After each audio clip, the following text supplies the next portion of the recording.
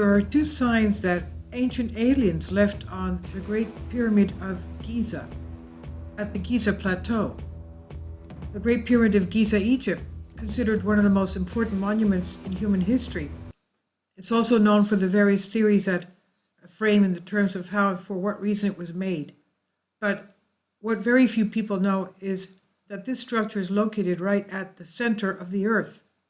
Of course, we do not mean in this inner center of the planet, but on its surface.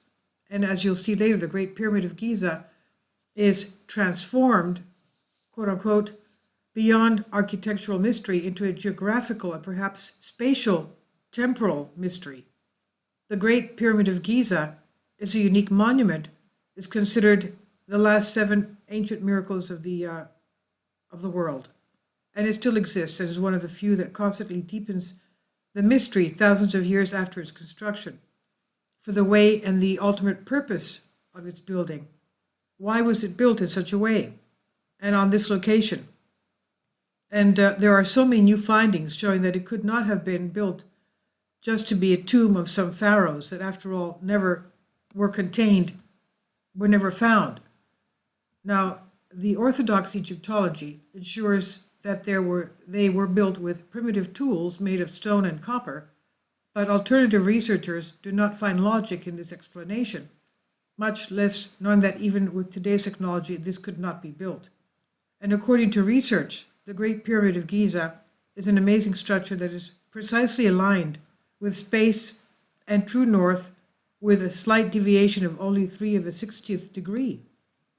An astonishing discovery was made in 1877 and calculated by the author and theologian Dr. Joseph Sayson, who proved that the Great Pyramid is at the exact intersection of the longest line of latitude and the longest line of longitude. In other words, it's exactly at the center of all terrestrial masses of the planet Earth.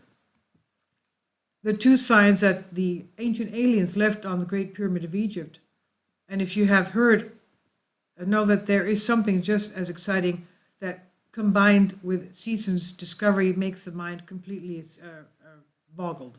Nowadays, we have all heard about the speed of light. Some of us may know that this is about 300,000 meters per second in space. However, the exact speed is estimated at 299,792,458 meters per second. See the number again and combine it with the geographical coordinates of the Great Pyramid, which is 29.9792458 degrees north. That is exactly the position of where the meters per second of the speed of light is. So obviously they knew the speed of light, transferred it into meters per second, and happened to be right there. But how is it that it's right there at the longest latitude and longitude of the Earth? This is mind-boggling. Now, isn't this very strange that this happened when people who claim to have built the pyramid with primitive tools are unlikely to know exactly the speed of light that was discovered only in 1950, according to Daily Star UK. So this impressive finding is difficult to accept as a simple coincidence that we must uncover. It's not a coincidence, obviously. It means that they had very advanced technology.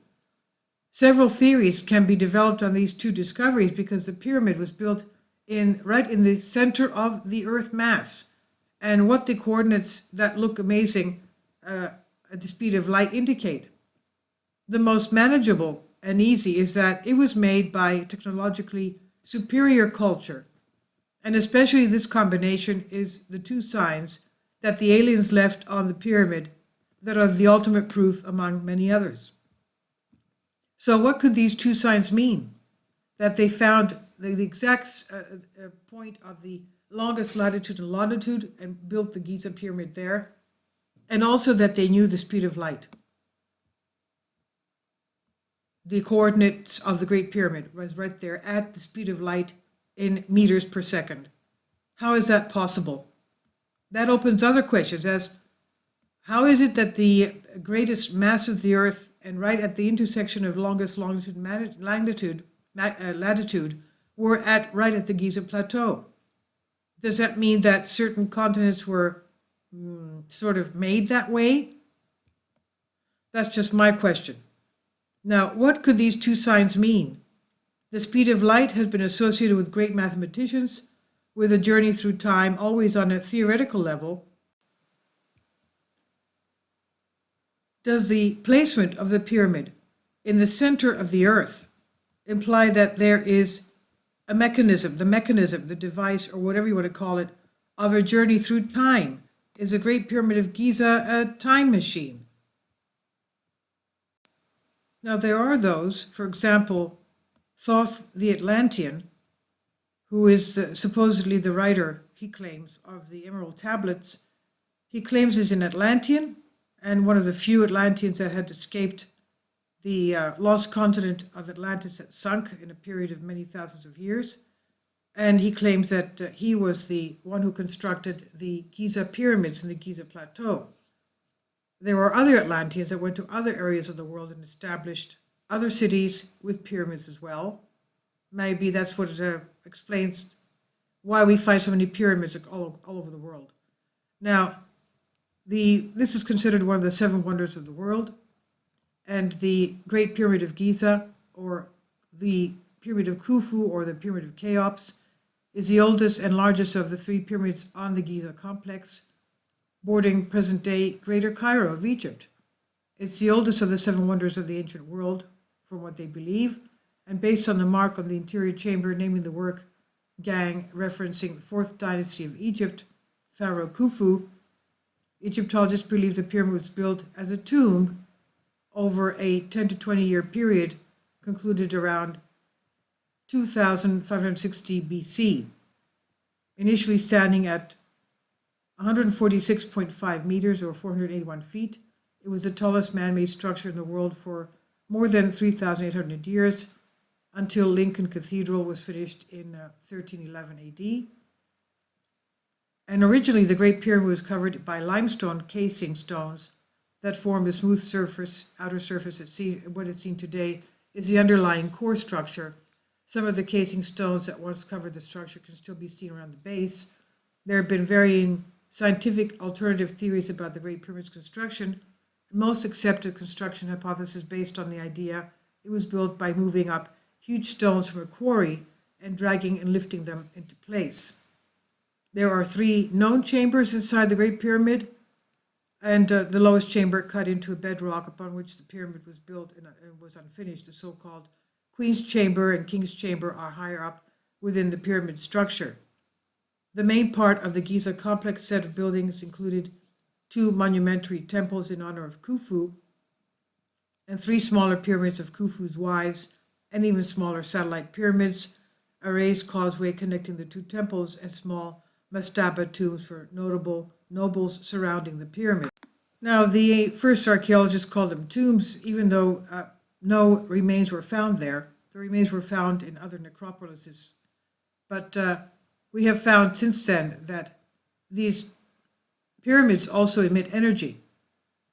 And also, the Emerald Tablets of Thoth tell us that he had a spaceship that he buried under a sphinx in Egypt. We don't know if it's this sphinx here, the Great Sphinx of the Giza Plateau, or if it's another sphinx in another plateau, for example, the Saqqara pyramids of Egypt.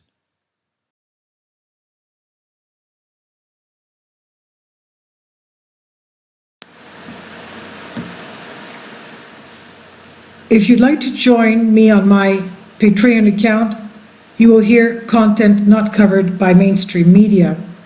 These riveting stories will be based on my research, and I will state my opinions and give my personal insight on diverse and controversial subjects and world events not covered by mainstream media, and not supported by YouTube guidelines.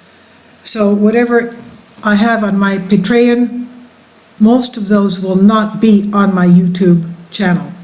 Please consider becoming a member today. More of the most significant and important videos will be on my Patreon channel.